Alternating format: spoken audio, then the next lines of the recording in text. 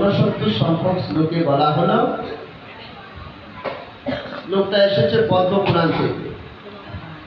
অক্ষয়া তৃতীয়া কিংবা একাদশী তিথিতে যে সকল ব্যক্তি শ্রীহরির অর্চনার্থ তুলসী সংগ্রহ না করে সেই ব্যক্তি যৌবনে, জীবনে ও অর্থ উপার্জনে দিক, অর্থাৎ সেই ব্যক্তিকে ধিক্কার।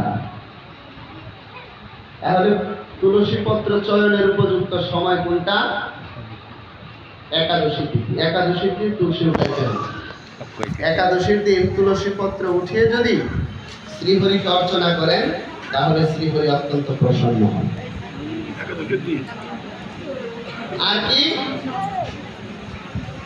আর হচ্ছে অক্ষয়া তৃতীয়া। বছরে একবার এই তিথিটা আছে অক্ষয়া। অক্ষয়াতে স্নান হয় বিভিন্ন বিভিন্ন পূর্ণ শরীরে তীর্থক্ষেত্রে স্নান হয়। অক্ষয়াতে স্নান যাত্রা অনুষ্ঠিত হয়। বলা হলো অক্ষয়া তৃতীয়াতে আমার গুরু মহারাজের আবির্ভাব তিথি, জন্মদিন। এটাই গৌর হরিবল।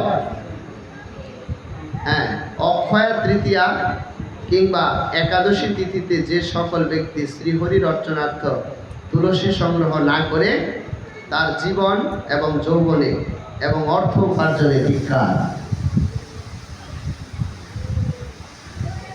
রাধে রাধে। যে সকল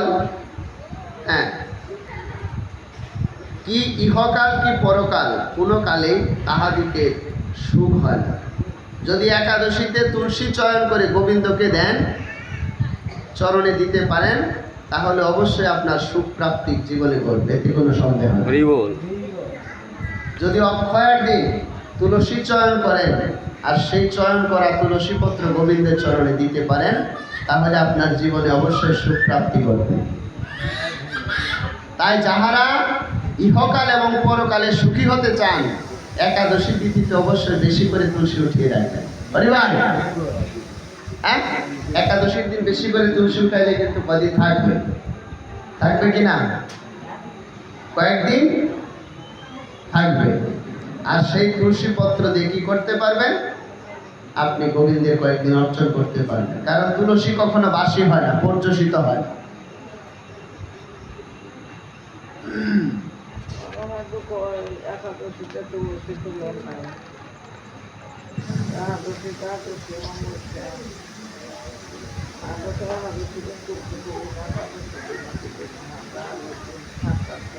সমুদ্র মন্থনকালে জীবকুলের উপকারার্থে শ্রীহরি সর্ব ঔষধির রস দ্বারা তুলসী মহারানীকে সৃষ্টি করেছেন।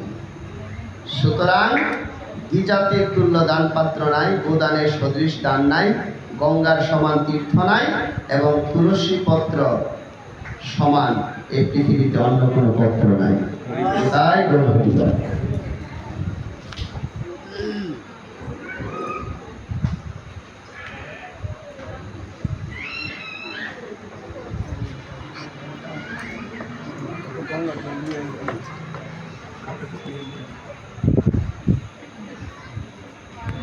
একটি মাত্র তুলসী পত্র দ্বারা শ্রীহরি পূজা করলে যাবতীয় পত্র দ্বারা শ্রীহরির পূজা করার ফল প্রাপ্ত হয়ে যায়। এই যে অনেক পত্রের কথা বললাম, যদি মাত্র একটি তুলসী পত্র গোবিন্দের চরণে দিতে পারেন, বহু বহু পত্রের কথা বললাম, সমস্ত পত্র একসাথে যদি আপনি শ্রীহরির অর্চন করেন, তার যে ফল শুধুমাত্র গোবিন্দের চরণে তুলসী দিলে সেই সমস্ত পত্র দ্বারা অর্চনের ফল আপনি অবশ্যই প্রাপ্ত করতে পারবেন। রাধে রাধে। যে ব্যক্তি তুলসী পত্র দ্বারা শ্রীহরির অর্চন করেন, তার যে পূর্ণ সঞ্চয় হয় অনন্ত দেবতা বর্ণনা করতে সক্ষম নয়। তাই গৌর হরিবল। অনন্ত দেব ভগবান শ্রী বিষ্ণু সম্পর্কে বলা হয়, ভগবান বিষ্ণু সেটা বর্ণনা করতে সক্ষম না। তুলসী পত্র গোবিন্দকে দান করলে গোবিন্দকে অর্চন করলে যে গোবিন্দ কতটুকু সন্তুষ্ট হয়, এবং সে অর্চনকারীর যে পুণ্য হয়, সে পুণ্য ফল যে কি পর্যন্ত হয় কত দূর পর্যন্ত হয়, কতটুকু হয়, তা অনন্ত দেব বর্ণনা করতে সক্ষম নয়। মন্ত্র উচ্চারণ পূর্বক একটি মাত্র তুলসী পত্র যদি শ্রীহরির শিরদেশে প্রদান করা হয়, তবে ওই পত্র অনন্ত ফল প্রদান করে থাকে। আমরা অনেকে গুরুদেবের মস্তকে কি করি? তুলসী পত্র দেই কিনা? অনেকে বুকে দেই, অনেকে সর্বস্বামীর মস্তকে দেই, বুকে দেই কিনা? এটা হচ্ছে নব্য গৌরবাদ। এটা নিজের একটা মন করা কিছু বিষয় আছে, এরাই শাস্ত্রটা বানাইছে। এটা হচ্ছে নব্য গৌরবাদ। এটা সর্বস্বামীর কোনো সিদ্ধান্ত না, এটা কোনো শাস্ত্রের খাতায় নয়। যদি কেউ দেখাইতে পারে তাহলে আমাকে জানাই।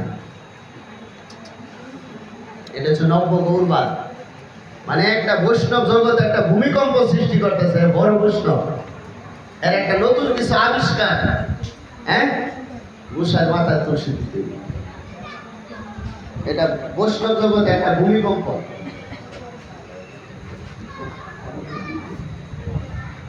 তাই বলছে কি, গুরু পূজায় শুধুমাত্র সচন্দন পুষ্প,